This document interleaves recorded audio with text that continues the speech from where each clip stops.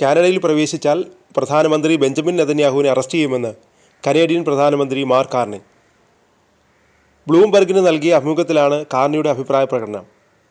യുദ്ധക്കുറ്റ കേസുകളിൽ നെതന്യാഹുവിനെ തടങ്കലിൽ വയ്ക്കുമെന്ന മുൻഗാമിയായ ജസ്റ്റിൻ ട്രൂഡോയുടെ നിലപാട് തുടരുമോ എന്ന ചോദ്യത്തിന് കാർണി അതെ എന്നാണ് മറുപടി നൽകിയത്. ഗാസയിലെ ഹമാസുമായുള്ള യുദ്ധത്തിൽ നെതന്യാഹുവിനും മുൻ പ്രതിരോധ മന്ത്രി യോവ് ഗാലന്റിനുമെതിരെ ICC പുറപ്പെടുവിച്ച അറസ്റ്റ് വാറണ്ടുകൾക്കെതിരെ അപ്പീൽ നൽകാനുള്ള ഇസ്രായേലിൻ്റെ ശ്രമം അന്താരാഷ്ട്ര ക്രിമിനൽ കോടതി കഴിഞ്ഞ ആഴ്ച നിരസിച്ചിരുന്നു. കോടതിയുടെ അധികാര പരിധിയെക്കുറിച്ചുള്ള തർക്കം നിലനിൽക്കെ വാറണ്ടുകൾ പിൻവലിക്കണമെന്നാണ് ഇസ്രായേൽ ICCയോട് അഭ്യർത്ഥിച്ചത്. അധികാരപരിധി പ്രശ്നം പരിഹരിക്കപ്പെടാതെ തുടരുന്നു. അതിനാൽ വാറണ്ടുകൾ റദ്ദാക്കാൻ നിയമപരമായ അടിസ്ഥാനമില്ല എന്ന് വിധിച്ചുകൊണ്ട് ജൂലൈ 16-ന് കോടതി അപേക്ഷ തള്ളി. ഒരാഴ്ചയ്ക്ക് ശേഷം ഇസ്രായേൽ ആ തീരുമാനത്തിൽ അപ്പീൽ നൽകാൻ ശ്രമിച്ചു.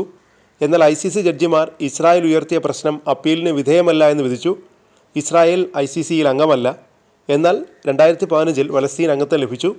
അതനുസരിച്ച് ഗാസ മുനമ്പ്, വെസ്റ്റ് ബാങ്ക്, കിഴക്കൻ ജെറുസലേം എന്നിവ ഉൾപ്പെടുന്ന അധിനിവേശ പാലസ്തീനിൽ ഇസ്രായേൽ നടത്തിയ കുറ്റകൃത്യങ്ങൾക്ക് ഇസ്രായേൽ പൗരന്മാർക്കെതിരെ കോടതിക്ക് അന്വേഷണം നടത്താൻ കഴിയും.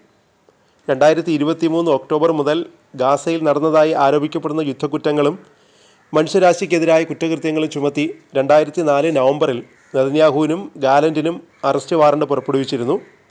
കോടതിയുടെ 22 വർഷത്തെ ചരിത്രത്തിൽ പാശ്ചാത്യ സഖ്യകക്ഷികളായ മുതിർന്ന നേതാക്കൾക്ക് അറസ്റ്റ് വാറണ്ട് പുറപ്പെടുവിച്ചത് അതാദ്യമായായിരുന്നു. അറസ്റ്റ് വാറണ്ടുകളെ പലസ്തീനികൾ ചരിത്രപരമായ തീരുമാനമെന്ന് വാഴ്ത്തി. ഇസ്രായേൽ സെമറ്റിക് വിരുദ്ധ തീരുമാനമെന്ന് അപലപിച്ചു.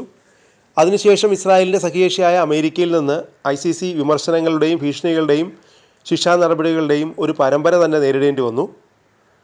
കോടതിയെ ഒരു ദേശീയ സുരക്ഷാ ഭീഷണി എന്ന് മുദ്രകുത്തി US നിരവധി ICC ജഡ്ജിമാർക്കും പ്രോസിക്യൂട്ടർമാർക്കും ഉപരോധം ഏർപ്പെടുത്തി.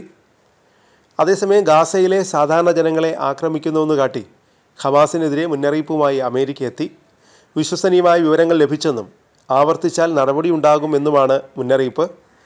ഇത്തരം ആക്രമണങ്ങൾ വെടിനിർത്തൽ കരാർ ലംഘനമായി കണക്കാക്കും, ജനങ്ങളെ സംരക്ഷിക്കാൻ ഇടപെടുമെന്നും മുന്നറിയിപ്പിൽ പറയുന്നു. ഇസ്രായേൽ പിൻവാങ്ങിയ ഇടങ്ങളിൽ ഗാസയിൽ വിവിധ ഗാങ്ങുകളും ഹമാസും തമ്മിൽ സംഘർഷമുണ്ടായിരുന്നു. ഇസ്രായേലിന് വേണ്ടി പ്രവർത്തിച്ചവരെന്ന് കാട്ടി ഒരു കൂട്ടം ആളുകളെ വെടിവെച്ച് കൊല്ലുന്നതിൻ്റെ വീഡിയോയും വ്യാപകമായി പ്രചരിച്ചിരുന്നു. നിലവിൽ ഗാസയിലെ സുരക്ഷയ്ക്കായി അന്താരാഷ്ട്ര സുരക്ഷാസേന വരാൻ പോവുകയാണ്. ഈ സുരക്ഷാസേനയെ ഈജിപ്റ്റ് നയിക്കുമെന്നാണ് വിവരം. തുർക്കി, ഇന്തോനേഷ്യ, അസർബൈജാൻ എന്നീ രാഷ്ട്രങ്ങളും ഇതിനായി സേനയെ നൽകും. എന്നാൽ യൂറോപ്യൻ ബ്രിട്ടീഷ് പങ്കാളിത്തം സംയുക്ത സേനയിൽ ഉണ്ടായേക്കില്ല. ഡൊണാൾഡ് ട്രംപ് അവതരിപ്പിച്ച 20 ദിന സമാധാന പദ്ധതിയുടെ അടുത്ത ഘട്ടത്തെക്കുറിച്ചുള്ള ചർച്ചകളും തുടങ്ങിയിട്ടുണ്ട്.